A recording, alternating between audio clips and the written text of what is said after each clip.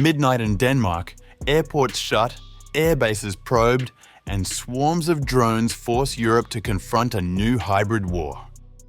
Ministers point to Moscow, NATO weighs Article 4, and experts warn, drones are not mosquitoes, they are weapons of fear. Europe scrambles, but the skies are no longer safe.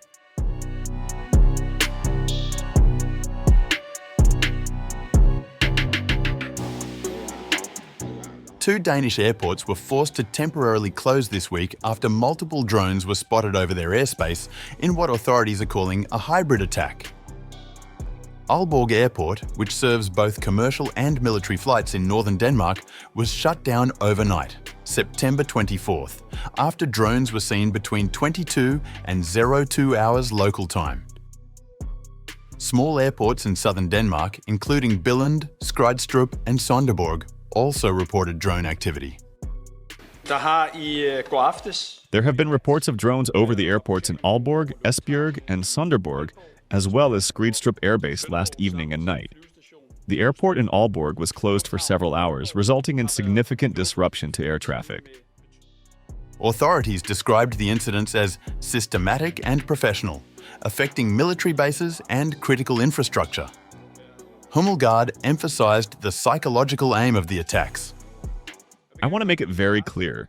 The goal of this kind of hybrid attack is to create fear. It is to create discord and it is to make us afraid. Defence Minister Troels Lund Poulsen said the attacks involved multiple drones operating almost simultaneously. There should be no doubt that everything points to that this is a professional actor when it comes to such a systematic operation in so many locations almost simultaneously. This is what I would define as a hybrid attack with different types of drones. Authorities confirmed the drones were launched locally and were not shot down to avoid civilian harm. Plans are underway to acquire better detection capabilities and allow infrastructure owners to neutralize threats. Therefore, we will also acquire new capabilities for detection, and we will strengthen cooperation with research environments and companies with a view to acquiring strengthened capabilities across authorities to neutralize drones. Danish Prime Minister Mette Frederiksen called the incidents the most serious attack on Danish critical infrastructure to date. NATO consultations are being considered to enhance security measures.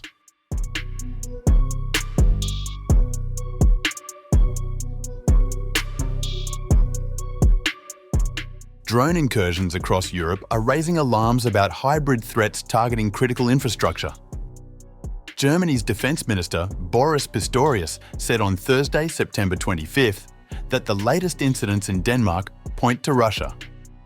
It comes as no surprise, even if my colleague Mette Eriksen in Denmark obviously cannot say anything yet, where these drones come from.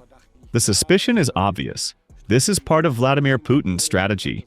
We are not at war, but we are also no longer at complete peace. We are being attacked, hybridly in disinformation campaigns and now also by drones. That is the reality we are facing and dealing with. Thank you. Pistorius emphasized that these incidents are consistent with Russia's broader hybrid strategy, which includes disinformation campaigns and military provocations short of full-scale war. Norway is closely monitoring the situation. Foreign Minister Espen Barth Eide highlighted the difficulty of tracing responsibility for these drone sightings. So our Prime Minister spoke yesterday, and we are in close contact with our very close friend and ally Denmark. We have not yet, investigation has not yet established a connection between the two, nor connecting to a particular country. But obviously, I think most people would say that two similar things happening at the same time at least could suggest that there was a connection between them. Barth Eide warned that hybrid threats are expanding across Europe, combining physical sabotage, cyber attacks and espionage. We're neither confirming nor excluding that the two are connected.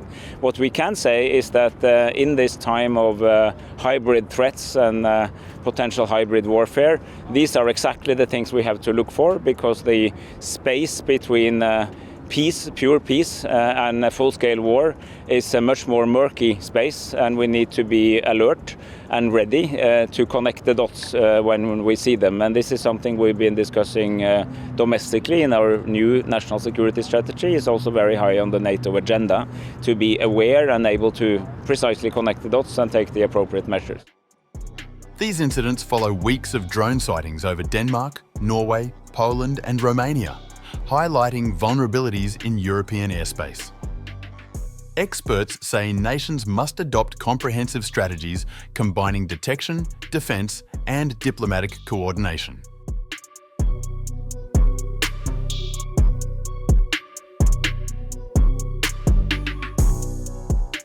Denmark is on high alert after a series of coordinated drone incursions disrupted airports and military facilities in Western Jutland. Aalborg Airport was forced to close for 3 hours on Wednesday night, while smaller airports in Esbjerg, Sonderborg and Skrydstrup were also affected. Danish Defence Minister Troels Lund Poulsen described the incidents as hybrid attacks, part of a systematic approach designed to spread fear.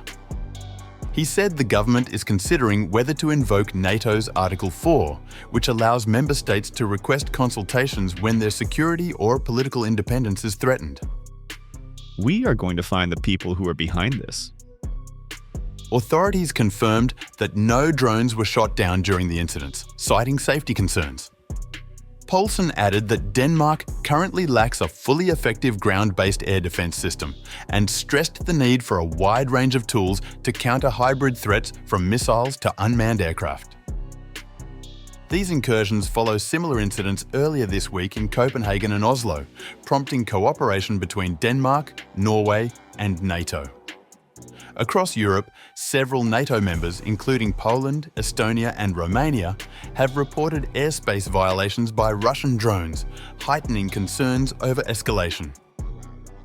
Under NATO's Article 4, members consult when one perceives a threat, potentially leading to joint action. Article 5, the alliance's collective defence clause, could be invoked if an armed attack is confirmed, though such a decision requires careful deliberation.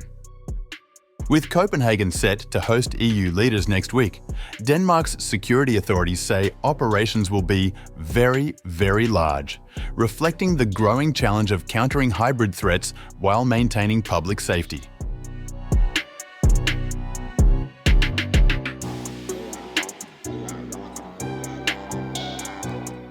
From the Baltics to the Black Sea, European nations are scrambling to defend against drones and electronic attacks from Russia. Incursions into Poland, Denmark and Norway have exposed gaps in NATO's defences, showing that even high-end fighter jets are insufficient against low-flying, slow-moving drones. Estonia, Latvia and Lithuania are facing a rapidly evolving threat. Lieutenant General Andrus Merilo of Estonia said the key challenge is technology that is good enough, it's affordable and can be produced in mass. Low-cost drones can overwhelm conventional air defences, and advanced detection systems are slow to develop and expensive. Drones are not mosquitoes, they are part of a complex hybrid threat. European defence experts warn that Russia's drones are a constant tool of hybrid warfare. Each drone, whether it hits a target or is shot down, forces countries to expend costly missiles or scramble aircraft, draining resources. Enemy operatives can also launch drones from within a country, bypassing traditional defences. To counter the threat, officials advocate a multi-layered approach: sensor networks, electronic warfare, low-cost interceptor missiles, and even attack drones. Some NATO countries are collaborating with startups to produce mass-deployable anti-drone technology, a faster alternative to traditional defence contractors. EU leaders are discussing a drone wall along NATO's eastern borders, though experts warn it cannot replace a flexible, multi-pronged defence strategy. The lesson from Ukraine is clear: drone warfare evolves rapidly, and solutions must evolve just as quickly. Europe faces a race against time. As Kusti Salm of Frankenberg Technologies notes, the continent must switch to semi-wartime thinking and foster stronger collaboration between governments, militaries and defence industries to protect its airspace and critical infrastructure.